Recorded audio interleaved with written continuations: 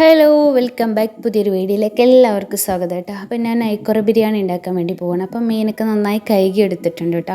അപ്പോൾ നമ്മൾ ബിരിയാണി ഉണ്ടാക്കുന്നതിന് മുൻപ് നമുക്ക് മീനൊന്ന് മസാലയ്ക്ക് തേച്ച് വറുത്തെടുക്കണം കേട്ടോ. അപ്പോൾ അതിലേക്ക് വേണ്ട മസാലകളൊക്കെ ഇടുകയാണ്. മുളക് പൊടി, മഞ്ഞൾപ്പൊടി, ഗരം മസാല, കുറച്ച് ഉപ്പ് ഇട്ട് ഇഞ്ചി വെളുത്തുള്ളി പേസ്റ്റൊക്കെ ഇട്ട് ഒന്ന് റെഡിയാക്കി എടുക്കുക കേട്ടോ. നമ്മൾ കുറച്ച് വിനാഗിരി ആഡ് ചെയ്യുന്നുണ്ട് കേട്ടോ, ഒന്ന് സെറ്റായി കിട്ടാൻ വേണ്ടിയിട്ട്. അപ്പോൾ ഒരുപാട് വേണ്ട, കുറച്ച് മതി. കാരണം നമ്മൾ ബിരിയാണിയിൽ തക്കാളി ഇടുന്നതാണല്ലോ, അപ്പോൾ കുറച്ച് മതി കേട്ടോ. അപ്പോൾ അതെല്ലാം ഞാൻ ഓക്കെ ആക്കി സെറ്റാക്കി നല്ല മിക്സ് ചെയ്ത് കൊടുക്കുന്നുണ്ട് കേട്ടോ. ഒരുപാട് മിക്സ് ചെയ്യുന്നില്ല, കാരണം മീൻ ഉടഞ്ഞു പോയി കഴിഞ്ഞാൽ അതും പ്രശ്നമാണല്ലോ. അപ്പോൾ നന്നായി നോക്കി നിങ്ങൾ മിക്സ് ചെയ്യണം കേട്ടോ, കാരണം ചെറിയ ചെറിയ പീസാക്കിയിട്ടല്ലേ എടുത്തിട്ടുള്ളത്. അപ്പോൾ നന്നായിട്ട് ഞാനത് നോക്കി ശ്രദ്ധിച്ചാണ് കേട്ടോ മിക്സ് ചെയ്യുന്നത്. അപ്പോൾ എല്ലാം ഓക്കെ ആക്കി ഞാൻ എല്ലായിടത്തും മസാലയൊക്കെ നന്നായി പുരട്ടി ഒന്ന് റെസ്റ്റ് ചെയ്യാൻ വേണ്ടി വെക്കുന്നുണ്ട് കേട്ടോ. നല്ല ഉഷാറായിട്ട് മസാലയ്ക്ക് തേച്ചിട്ടുണ്ട്. അത് കഴിഞ്ഞൊരു പാൻ എടുത്ത് അതിലേക്ക് കുറച്ച് വെളിച്ചെണ്ണ ഒഴിക്കുന്നുണ്ട് കേട്ടോ. കുറച്ച് തോനെ ഒഴിക്കുന്നുണ്ട്, കാരണം ഇതേ വെളിച്ചെണ്ണയിൽ തന്നെയാണ് ഞാൻ ബിരിയാണി വെക്കാമെന്ന് വിചാരിച്ചിട്ടുള്ളത്. അപ്പം നമ്മൾ മീൻ വെളിച്ചെണ്ണയിലിട്ട് വറുത്തെടുക്കുന്നുണ്ട് കേട്ടോ. അപ്പം നന്നായി ഒന്ന് മൂപ്പിച്ചെടുത്തിട്ടുണ്ട്, കാരണം ബിരിയാണിയിൽ ഇടുന്ന സമയത്ത് ഇത് ഉടഞ്ഞു പോകണ്ടെന്ന് വിചാരിച്ചിട്ടാണ് കേട്ടോ. അപ്പോൾ അതേ വെളിച്ചെണ്ണയിൽ തന്നെയാണ് ഞാൻ പറഞ്ഞിട്ടുണ്ടായിരുന്നു ബിരിയാണി റെഡിയാക്കുന്നത് കേട്ടോ. അതിൽ കൂടെ തന്നെ കുറച്ച് വെളിച്ചെണ്ണയും കൂടെ ആഡ് ചെയ്യുന്നുണ്ട് കേട്ടോ, കാരണം ആ ഒരു വെളിച്ചെണ്ണ പോരാൻ തോന്നിയപ്പോൾ കുറച്ച് വെളിച്ചെണ്ണ ഇടുന്നുണ്ട്.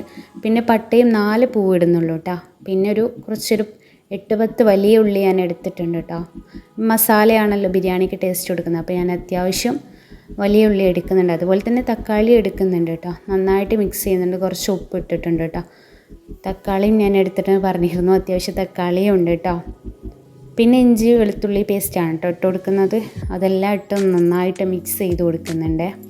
നമ്മുടെ ബിരിയാണിക്ക് ടേസ്റ്റ് കൊടുക്കുന്ന മസാല കേട്ടോ. മസാല അടിപൊളിയാണെങ്കിൽ മാത്രമേ നമ്മുടെ ബിരിയാണി ടേസ്റ്റ് ഉണ്ടാവുള്ളൂ. അപ്പോൾ നന്നായി ഒന്ന് മിക്സ് ചെയ്ത് കൊടുക്കുന്നുണ്ട്. പിന്നെ ഞാൻ പച്ചമുളക് ഇട്ടിരുന്നു കേട്ടോ, പറയാൻ മറന്നുപോയതാണ്. 4 പച്ചമുളക് ഇട്ടിട്ടുണ്ടായിരുന്നു.